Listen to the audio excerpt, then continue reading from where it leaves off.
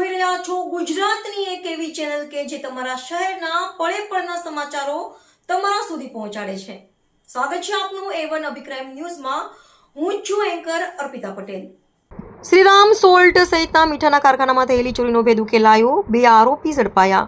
ભચાઉ પોલીસને નમક ચોરીના ગુનામાં મહત્વની સફળતા મળી છે। શ્રીરામ સોલ્ટ સહિત મીઠાના કારખાનામાં થયેલી ચોરીના ગુનાનો ભેદ ઉકેલી પોલીસે 2 આરોપીઓને ઝડપી પાડી કાયદેસરની કાર્યવાહી હાથ ધરી છે।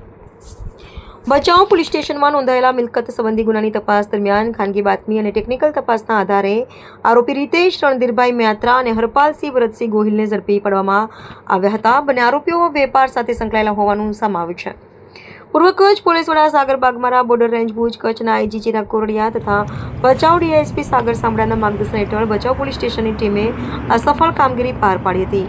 ભરત ઠાકોર, કચ્છ।